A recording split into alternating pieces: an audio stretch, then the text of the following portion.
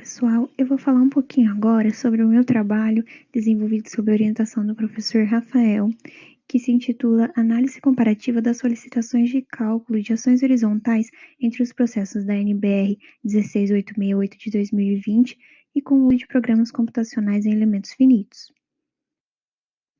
Bom, fazendo aqui uma breve introdução ao tema, a alvenaria estrutural ela é um método construtivo que permite grande racionalização, economia e agilidade nas construções, e por essas vantagens, ela está sendo cada vez mais empregada no mercado da construção civil. Em paralelo a isso, temos também um avanço computacional, onde permite que a gente faça todos os processos de cálculo das estruturas neles, ajudando e auxiliando na economia de tempo. Assim, o projeto ele busca fazer uma análise comparativa dos modelos analítico preconizados pela norma e o modelo numérico preconizado pelo Autodesk Robot para a comparação de ações horizontais em uma edificação. Bom, falando agora sobre a metodologia, o edifício ele vai ser composto por 5 andares, com 66,76 metros quadrados por pavimento, e ele foi elaborado de forma toda simétrica para uma simplificação dos cálculos.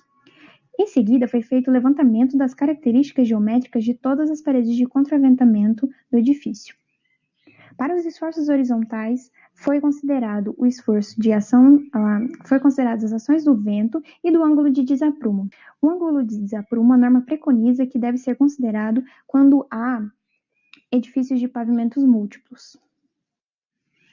Assim, obtidas as ações horizontais no edifício, partimos para a análise dos esforços resultantes nas paredes de contraventamento.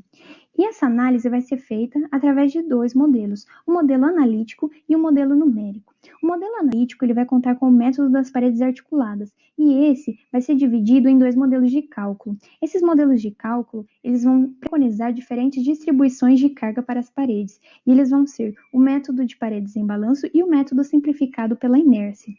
No modelo numérico, será feito através do método dos elementos finitos no Autodesk Robot. E a tensão, ela vai ser calculada através da fórmula a seguir. Tensão igual ao momento sobre inércia vezes y, que vai ser a distância da linha neutra à fibra mais tracionada. Falando um pouco agora dos resultados obtidos, essa vai ser a planta baixa do edifício, então está mostrando aí as paredes de contraventamento nas direções X e Y. Então, com as ações horizontais, é obtido os esforços de momento, devido ao vento e devido ao ângulo de desaprumo. O vento vai ser dividido em direções de aplicação da força do vento, que vão ser em X e em Y na edificação. O momento total ele vai ser definido pela somatória do momento devido ao vento e do momento devido ao ângulo de desaprumo. E assim foi feito um momento total acumulado para considerar o pior caso de momento incidindo na edificação. Bom, com os esforços de momento totais, é possível fazer a distribuição de cargas por parede de contraventamento na estrutura. Assim, os ventos em X estarão incidindo nas paredes de contraventamento em X e os ventos em Y estarão incidindo na parede de contraventamento em Y. Dessa forma, com a distribuição de cargas, levando em consideração os 2 métodos, o método de paredes em balanço e o método simplificado pela inércia. Foi feito então o comparativo desses 2 métodos, onde é possível observar que o método de paredes em balanço obtém-se resultados maiores para momento em relação ao método simplificado pela inércia.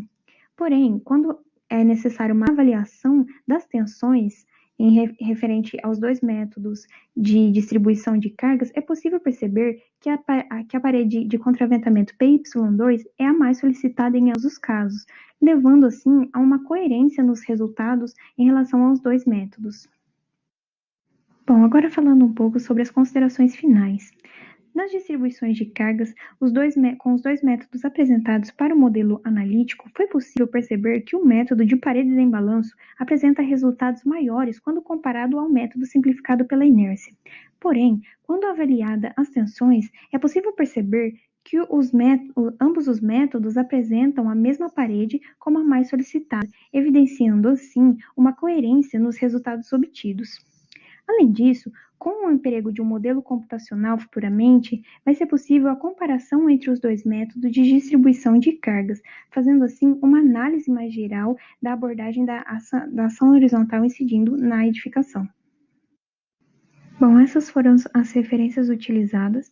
Eu vou encerrando a minha apresentação por aqui. Muito obrigada pela atenção de todos.